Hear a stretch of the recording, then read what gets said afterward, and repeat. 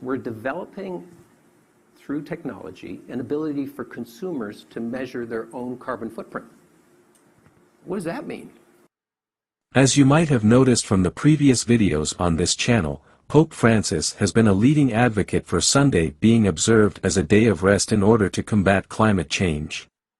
His encyclical Laudato Si serves as the foundation for legally mandated Sunday worship.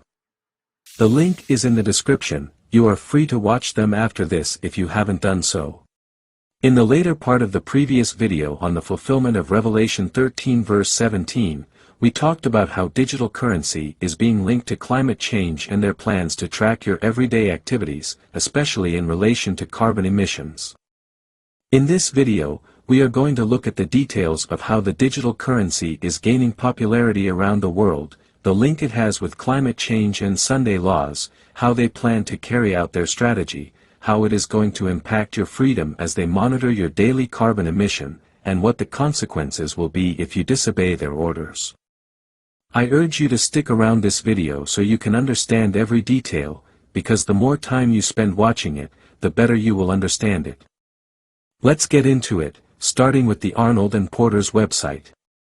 Federal Reserve Board to kick off climate scenario analysis in 2023. You can see right away that a financial institution is associated with climate change. What is the connection? Let's see what happens. Just in case you don't know what the Federal Reserve is, it is often simply called the Fed. It is the central bank of the United States. In a nutshell, the Fed is in charge of U.S. monetary policy. This means that the Federal Reserve's policies are followed by the financial institutions in the United States. I hope that makes sense. Let's keep going. The Federal Reserve Board, Federal Reserve, announced in a press release that 6 of the largest U.S. banks will participate in a climate scenario analysis pilot to assess financial risks. Which banks will take part in this exercise? Bank of America, Citigroup, Goldman Sachs, JP Morgan Chase, Morgan Stanley, and Wells Fargo will undergo the climate scenario analysis exercise, which will assess the resilience of financial institutions under different hypothetical climate scenarios. Look at this statement here. The Federal Reserve emphasized that the pilot will be strictly for information gathering purposes, calling it exploratory in nature, and that it will not have capital consequences. If it is strictly for information gathering purposes, do you think they are really telling us everything we need to know about this exercise? You will find out later on in this video why this exercise is strictly for information gathering purposes. If you actually think that only these 6 banks will be impacted, you need to think again because the article goes on to state. While the Federal Reserve's pilot is limited to 6 banks, climate scenario analysis is likely to be a reality for other financial institutions in the near future. In future, your financial institution will be impacted as well. It is something they are looking forward to doing all over the world. They believe in this manner, the fight against climate change can be won all over the world. Is this really about climate change, or there's more to it? Yes, I admit it sounds like a potential solution to climate change, but what if it goes beyond that? Everything will soon be clear to us. Let's continue. From LifeSite. Federal Reserve announces social credit system exercise to ensure banks comply with climate models. Climate finance is almost identical to that of the Chinese Communist Party's social credit score system. If the quote-and-unquote climate finance is nearly identical to the Chinese Communist Party's social credit score system, then in order to know what the Fed's social credit system will look like and how it will operate, we must first learn about the Chinese Communist Party's social credit score system. Someone is wondering, hey, brother, what exactly is the Chinese social credit score system? This short video explains everything, my dear. By 2020, China plans to give all of its 1.4 billion citizens a personal score based on how they behave. So some people with low scores are already being punished if they want to travel. Nearly 11 million Chinese people can no longer fly, and 4 million are barred from trains. Next week, the program will start expanding nationwide. Ben Tracy is in China with what's behind the government scoring system. Ben, this sounds like scary stuff. Good morning.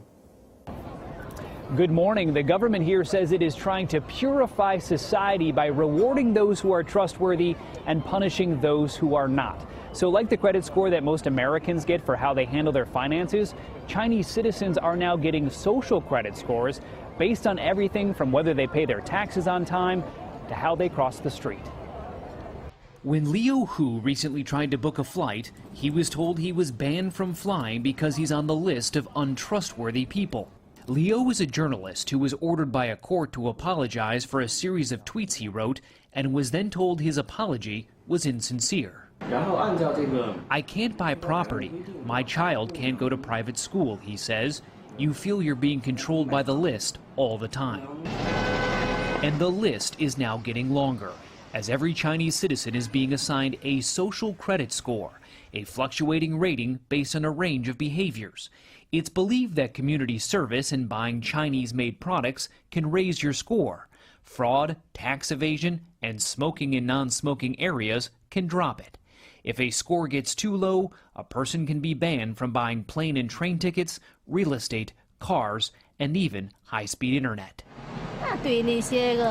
It's a good thing, this woman says. There should be punishment for people who can't behave. China's growing network of surveillance cameras makes all of this possible. The country already has an estimated 176 million cameras, and it plans to have more than 600 million installed by 2020. It can recognize more than 4,000 vehicles. Xu Li is the CEO of SenseTime, one of China's most successful artificial intelligence companies. It has created smart cameras for the government that can help catch criminals, but also track average citizens. This knows every person, every bike, every car, every bus. You can tell whether it is an adult, a child, a male or female. In several big cities in China, including here in Shanghai, the government is even tracking jaywalkers. Cameras record them going through intersections, zero in on their face, and then publicly shame them on nearby video screens. Ken Dewaskin has studied China's economic and political culture for more than 3 decades. He says how the new scoring system truly works is kept secret and could be easily abused by the government. How far into people's daily mundane activities does this go? Well, I think that the government and the people running the plan would like it to go as deeply as possible to determine how to allocate benefits and also how to impact and shape their behavior. Now, there are upsides for people the Chinese government considers trustworthy. They can actually get better interest rates at banks, they can get discounts on their energy bills, and China's largest online dating site reportedly even boosts the profiles of people with high social credit scores. Nora? Total control. That is what a government can do with a social credit score. So, if this social credit system exercise is identical to China's, I believe you can already guess where this could lead. We are not done yet. The Federal Reserve has taken a major step in the direction of facilitating an ESG, environmental, social, and governance, compliant monetary network that effectively acts as a parallel system to that of the Chinese Communist Party's infamous social credit scoring system. Now that you already know what the Chinese Communist Party's infamous social credit scoring system is, the next thing to look out for is what the ESG does. They have explained it themselves that the ESG acts as a Trojan horse for the continuing centralization of the American financial system. The ESG, green transition, frequently popularized by powerful world governments and the Davos elite, has served as the main vehicle for this movement. Akin to the Chinese social credit score, which is used to coerce businesses, and, by extension, individuals, into specific actions, ESG rules force individuals and businesses in America to deploy capital through the gatekeepers of the system. So they are basically saying that you will be forced to do things you would not normally do in the absence of the ESG. From Fox Business. ESG scores similar to China's social credit system, designed to transform society, think tank director says. China's moral ranking system has similarities to ESG scores, Heartland Institute director says. Just in case you didn't already know, Heartland Institute is a think tank based in Illinois that promotes right-of-center approaches to economic and social problems. Do you really think they are telling us the truth? Listen to this. I don't believe that ESG scores are really being used for the reason that they say they are, Haskins told Fox News. By the way, Haskins is the director of the Heartland Institute. He continued to say, I think it's mostly about controlling society, and about pushing a left-wing agenda. They think in order to address something like climate change, in order to deal with problems related to pollution, to deal with social inequalities and racism and all this other stuff, you have to create a social credit scoring system or else these businesses are not going to do it on their own, Haskins added. Haskins believes ESG scores will soon apply to individuals.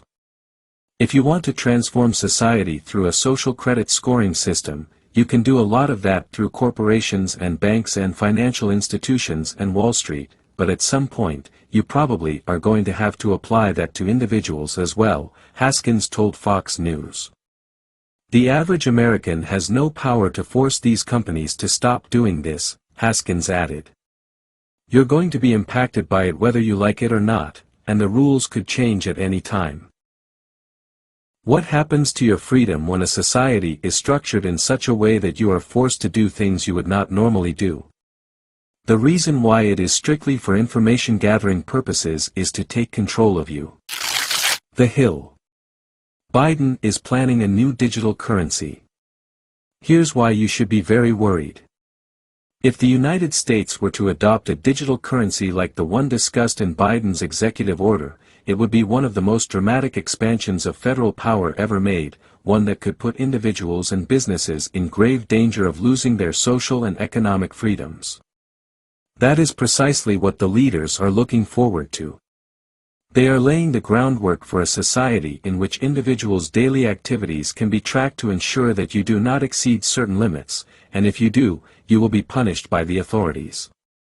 In one report about the development of a central bank digital currency, CBDC, published by the Federal Reserve in January, the Fed outlined a few examples of possible design choices for a digital dollar, including that a central bank might limit the amount of CBDC an end user could hold.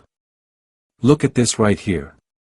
There are many reasons to believe Biden's plan for a digital dollar involves a design that will give the federal government and/or Federal Reserve control over much of society and the economy. Biden's executive order states that the CBDC and other policies governing digital assets must mitigate climate change and pollution and promote financial inclusion and equity. In fact, financial inclusion is mentioned 5 times in Biden's order, and equity and climate change are mentioned 4 times each. Their plans to combat climate change through monetary policies effectively give them control over everything you own. Lawmakers ask Fed to speed up central bank digital currency project. A bipartisan group of lawmakers wants the Federal Reserve to speed efforts to issue a digital dollar and thus prevent countries like China from endangering the U.S. position as the world's reserve currency. The lawmakers want the U.S. to launch its own digital currency to counter other nations doing the same. You know what they say. When 2 elephants fight, it is the grass that suffers. What does it mean? It means that the weak get hurt in conflicts between the powerful. Or when 2 leaders fight, it is the followers that experience the fallout. Now that countries are competing for the highest-ranking currency in the world, we the citizens, especially the faithful children of God, will suffer the consequences. Because they are structuring a society that gives them total control over everything, you are currently in danger of losing your freedom. The time to get prepared and be ready for the Lord's second coming is now. Fox Business. Biden's proposal for a new digital currency is an attack on liberty. Unlike blockchain-based digital currencies such as Bitcoin, which are by design decentralized, a central bank digital currency would likely be programmable, meaning that it could be designed so that Americans could only use it for specific purposes. And it would be easy for banks and government agencies to track digital dollars and the people using them, unlike printed US dollars available today. I hope at this point of this presentation, you now have a clear understanding of their desire to control you and restrict your freedom in order to combat climate change. This brings us to our next questions. How exactly do they intend to accomplish this? How will they know whether or not you are complying with their climate change policies? I'm confident that the social credit system used by the Chinese Communist Party, CCP, already paints a picture of how they plan to implement this in your mind. However, that is not the only method they plan to use. Take a look at this from the Sociable website. Individual Carbon Footprint Tracker. Stay tuned, Alibaba President at World Economic Forum 2022. Carbon footprint trackers are another tool in the unelected globalist social credit system kit. Alibaba Group President Michael Evans announced that the Chinese multinational e-commerce platform would soon be launching carbon footprint trackers in an attempt to change people's shopping and travel behaviors. The carbon footprint tracker looks to operate similarly to the Chinese Communist Party's social credit system by rewarding people who do the right thing while punishing those who do the wrong thing. Alibaba Group President Michael Evans boasts at the World Economic Forum about the development of an individual carbon footprint tracker to monitor what you buy, what you eat, and where or how you travel. We're developing, through technology, an ability for consumers to measure their own carbon footprint. What does that mean? That's where are they traveling? How are they traveling? What are they eating? What are they consuming on the platform? So, individual carbon footprint tracker. Stay tuned. We don't have it operational yet, but this is something that we're working on. Some financial institutions have started implementing this. Mail Online. Commonwealth Bank is now tracking your carbon footprint based on how you spend your money. Commonwealth Bank included a new feature on its internet banking that tells customers how many trees they've destroyed with their carbon footprint based on monthly spending. CBA's internet banking app displays the person's carbon footprint for the current month and examples of the damage they are causing, including the CO2 produced equivalent to the distance of driving a car. Please, you may pause the video and see the category breakdown and play to continue after that. Now look at this. The bank calculates a customer's carbon footprint based on the transactions made on your credit or debit cards. This means that the current card system will be phased out soon. Once it is replaced, the new one can assist them in tracking your daily activities. It doesn't end here, let's keep going. Commonwealth Bank says the data is private and that eventually, the data will be so specific that it can be broken down to individual transactions. We will be able to provide greater transparency for customers so that they can take actionable steps to reduce their environmental footprint. Just before we continue, please listen to what the Deputy Managing Director of the IMF says about how central bank digital currency, CBDC, would allow the government to precisely control what people can and cannot spend their money on. Finally, the third way we think CBDC can improve financial inclusion is through what we call programmability. That is, CBDC can allow government agencies and private sector players to program, to create smart contract, to allow targeted policy functions. For example, welfare payment. For example, consumption coupon. For example, food stamp. By programming CBDC, those money can be precisely targeted for what kind of people can own and what kind of use this money can be utilized. For example, for food. Yes, you heard him right. Your money can be specifically targeted for your intended use. They are designing the system in such a way that if they believe you are not abiding by their policies, they can cut off or disconnect your account and prevent you from buying or selling. They're talking about financial inclusion, but it's actually about financial exclusion. Australian bank begins linking customer transactions to carbon footprint. Some worry that such programs could one day become mandatory and impose restrictions on purchases made by customers who go over their carbon allowance, even though they were initially marketed as a convenient way for people to monitor their consumption habits and the purported impact they have on the environment. Technocrats seek to use the public's anxiety over climate change, as we previously noted, in conjunction with climate lockdowns to exert more financial control over people. For environmental experts made such a suggestion in the science publication Nature as a way to lower carbon emissions worldwide. All adults would get an equal tradable carbon allowance that reduces over time in line with national carbon targets, according to the carbon allowance card that would be given to everyone. The strategy would be a national mandatory policy, according to the authors. Anyone exceeding the limit would be required to buy more units on the personal carbon market from individuals who had extra to offer. Carbon units would be deducted from the personal budget with every payment of transport fuel, home heating fuels, and electricity bills. It is made explicit in the proposal that the methods for calculating a person's intake of carbon units for travel would work on the basis of tracking the user's movement history. According to the authors, widespread compliance to COVID-19 lockdown regulations has paved the way for even more intrusive dictatorship, and as a result, people may be more prepared to accept the tracking and limitations related to PCAs to achieve a safer climate. All these are signs that we are leaving in the last days. Jesus is coming sooner than when we first believed. The time to get prepared and ready is now. Australia's largest bank says it will stop banking with companies with no climate change plan. One of Australia's big four banks has pledged to its shareholders that it won't bank with large customers who have no climate transition plan. Large customers that choose not to have a transition plan on climate change by 2025, we will not be able to bank them. This tracking system has already been implemented in China, the United States is moving in that direction, and other countries like Australia are now actively involved.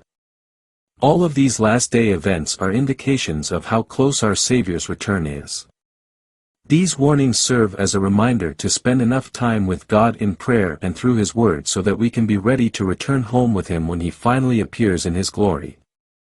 Based on these evidences, we can clearly see that their intention to control your movement and to restrict your freedom in order for you to comply with their policies is a preparation ground for the coming Sunday law. Please, just before I continue, let me draw a clear distinction here before someone misunderstands me. Saturday is the Sabbath of God. Even though Sunday is not the Sabbath of God, it is not yet the mark of the beast. Yes, Sunday is the mark of the beast's authority. Going to church on Sunday does not mean you are already receiving the mark of the beast. It is just like one would go to church meetings on any other ordinary day. Sunday becomes the mark of the beast when you are being forced to worship on Sunday by law. So, Sunday worship by law is the mark of the beast. I hope that makes sense. If you still don't quite get it, please re-watch this part of the video until you understand it, or you can comment if you have other concerns. Now, in an effort to provide solution to the climate change problems, they are going to force people to rest on Sundays. They are going to force you to worship on Sunday by law so that the carbon emission can be reduced. If you do not abide by this law, if you do not follow the Sunday law, which they will know with the help of their system to track your daily activities, you will be seen as someone who is opposed to the solution to the climate change crisis, and your bank account will be frozen or disconnected so you cannot buy or sell, as the Bible says in Revelation 13 verse 17, and that no man might buy or sell, save he that had the mark, or the name of the beast, or the number of his name. Not only will your ability to buy or sell be denied, but you will face severe persecution as well. Look at this from Today I Found Out website. The first Blue Law, although not called that at the time, was enacted in colonial Virginia in 1610, and it mandated church attendance, at both morning and afternoon services. On Sundays, a first-time offender lost his provision and allowance for the whole week. If you don't worship this way, you don't get your allowance. In our time, if you don't worship on Sunday by law, you cannot buy or sell. Let's keep reading. Those who committed a second offense, in addition to losing his allowance, would be whipped. Now you're being persecuted. A third violation was, supposedly, punished by death, though there is debate over whether accounts of early blue laws were in some cases exaggerated or not. This history will be repeated. Already they are calling for one world religion to mitigate climate change in COP27. Now listen to this. The time of trouble such as never was, is soon to open upon us, and we shall need an experience which we do not now possess, and which many are too indolent to obtain. It is often the case that trouble is greater in anticipation than in reality, but this is not true of the crisis before us. The most vivid presentation cannot reach the magnitude of the ordeal. The Great Controversy, pages 621, 622, 1911.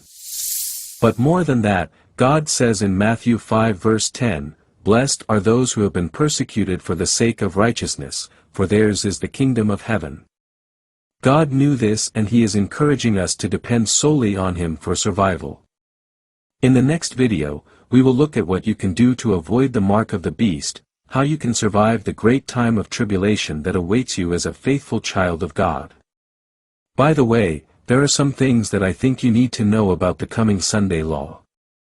An example is how you can prepare physically for the impending Sunday law and what you can do during the Sunday law times.